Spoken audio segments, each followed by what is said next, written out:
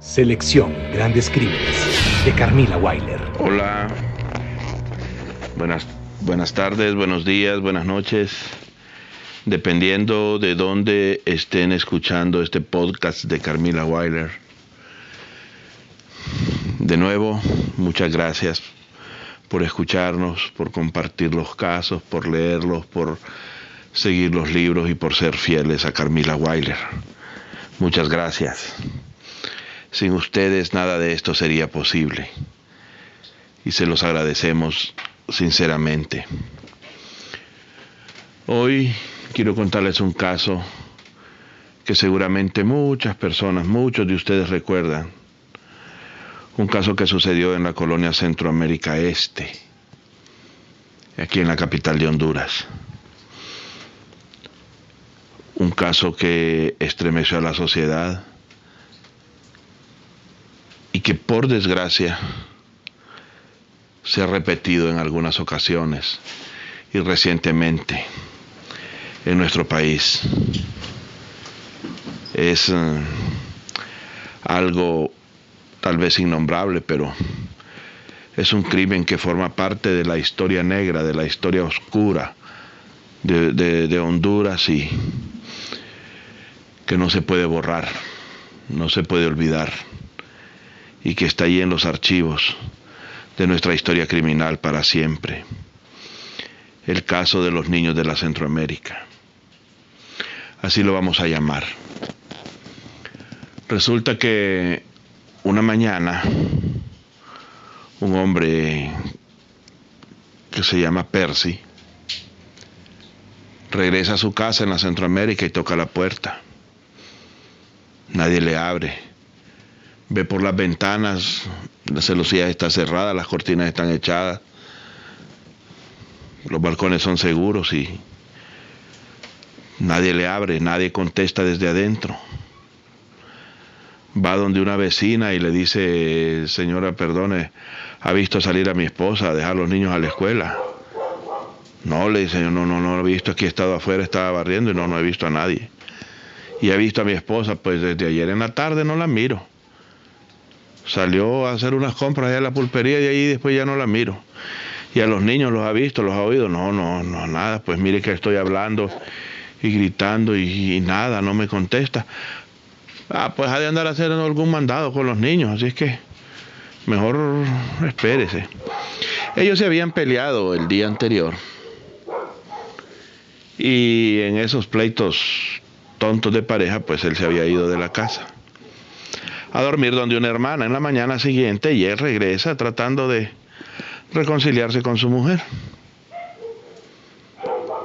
Ve que no hay nadie en la casa y se regresan de la hermana, pero preocupado porque no tiene noticias de su mujer y de sus hijos, vuelve a la casa por si tal vez ella ya regresó. Toca la puerta de nuevo y nadie, no abre nadie, no hay nadie. No se escucha absolutamente nada adentro.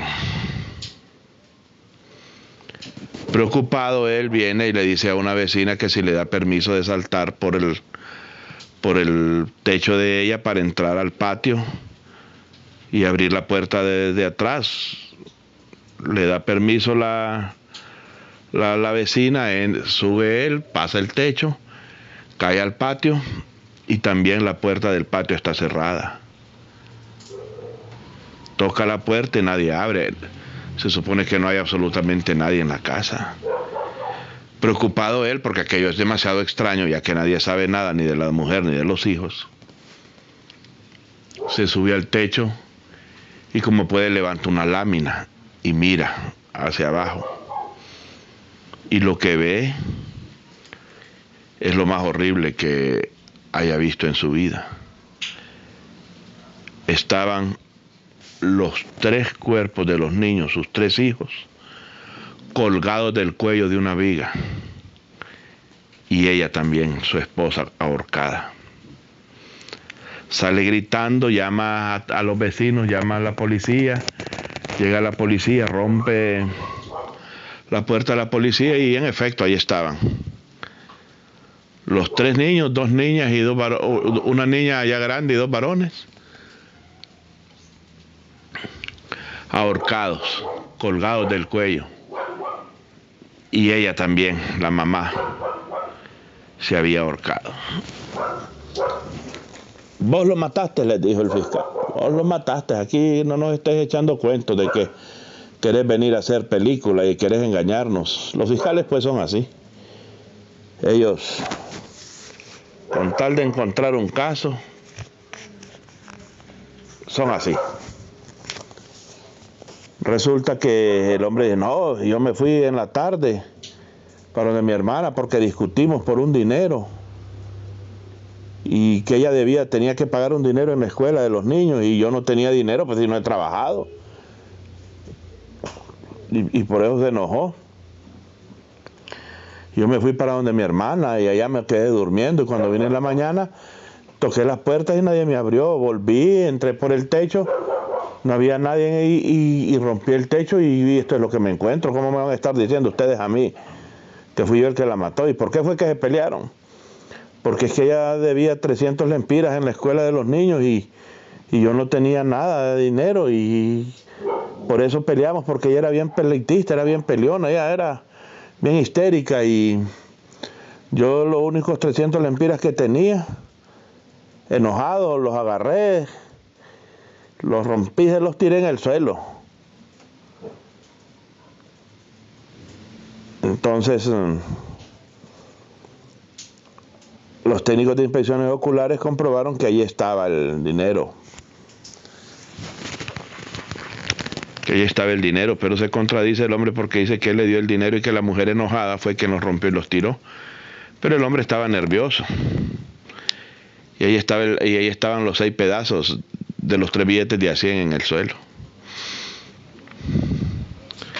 Se llevan a los niños a la autopsia, a la morgue, les hacen la autopsia y descubren que fue que les dieron de tomar algo que los adormeció y luego pues alguien los colgó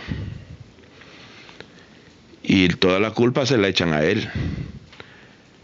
Entra en juicio la opinión pública, entra en juicio la prensa, el fiscal acusando a Percy, la gente defendiendo a la mujer, otros diciendo que la mujer era histérica, que maltrataba al marido, que solo peleando pasaban, que golpeaba a los niños, que una niña no era que la niña mayor no era de él y que el hombre la había dejado porque era una mujer insoportable, que ya no la aguantaban. Entonces que por eso la había dejado, que Percy se había metido con ella, había tenido 2 niños, pero que también la mujer era con las mismas mañas y los mismos modos del primer matrimonio, y entonces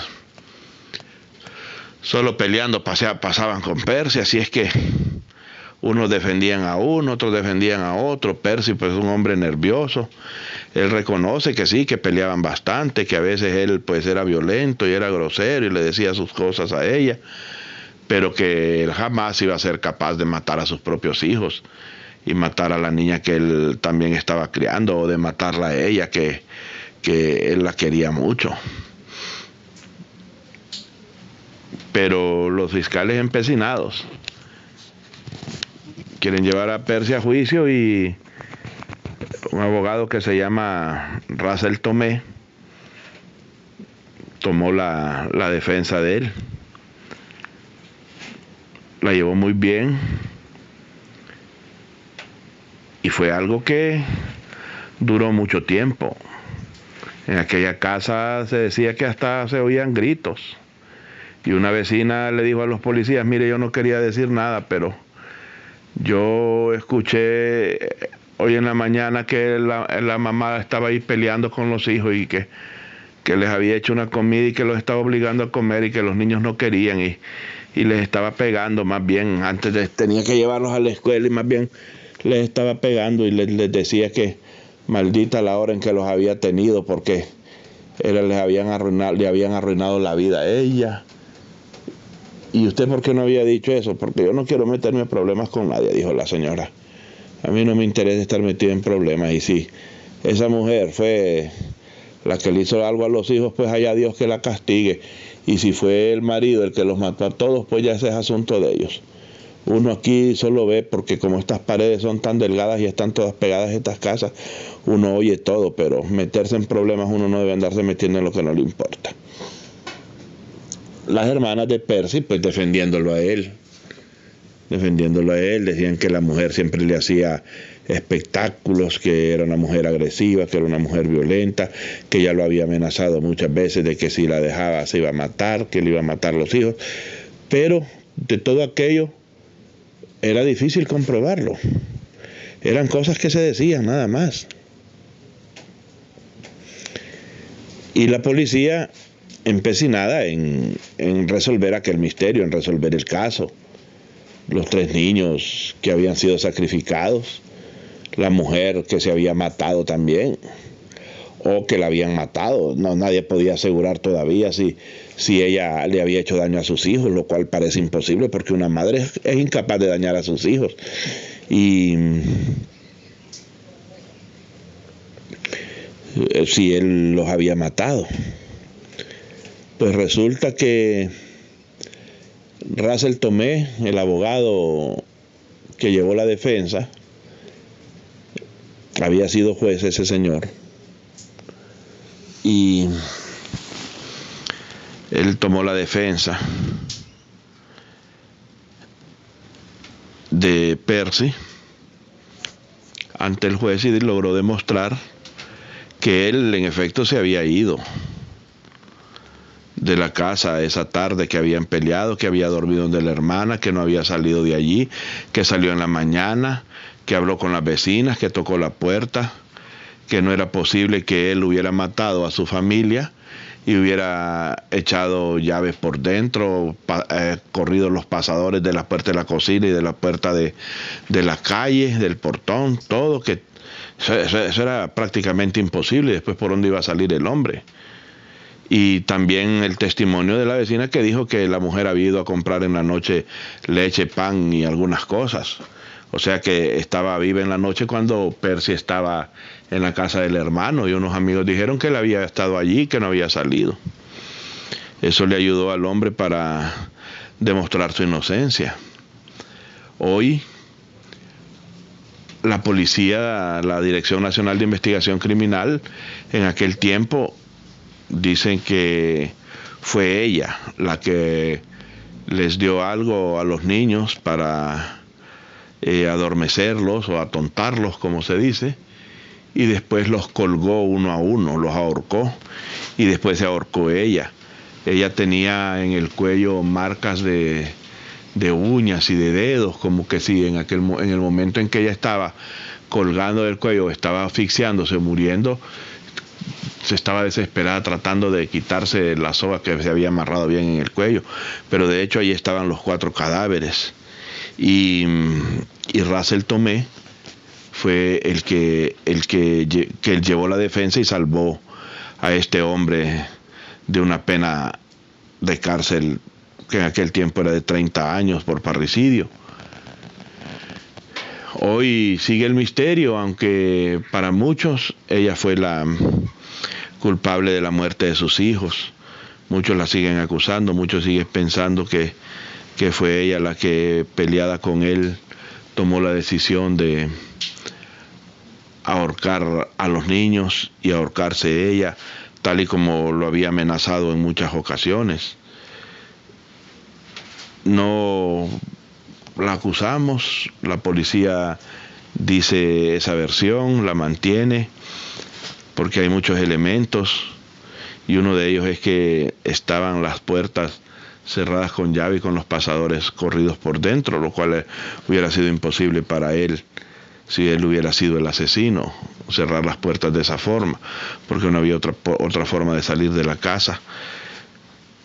Y hay un detalle muy importante también. Cuando los policías llegaron y los técnicos de inspecciones oculares empezaron a tomar las fotografías, los fotógrafos forenses, en el suelo donde él había dicho estaban tirados los 6 pedazos de billetes de a 100, los 3 billetes de a 100 que ella había roto en 3 partes, en 6 partes. La hostia ya está en el suelo, ahí están las fotografías. En el archivo, en el expediente del caso, están las fotografías, todavía pueden verse. Pero hay un detalle muy importante. Cuando se iban a presentar en el juicio, esos billetes ya no estaban.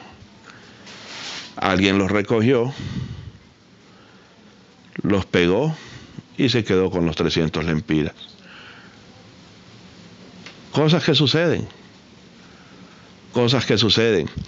Y les cuento este caso porque causó mucha conmoción en aquel tiempo, tanto como el caso que acaba de suceder allá en La Esperanza, por Intibucá, donde una mujer mató a los 2 hijos solo porque el marido la había dejado.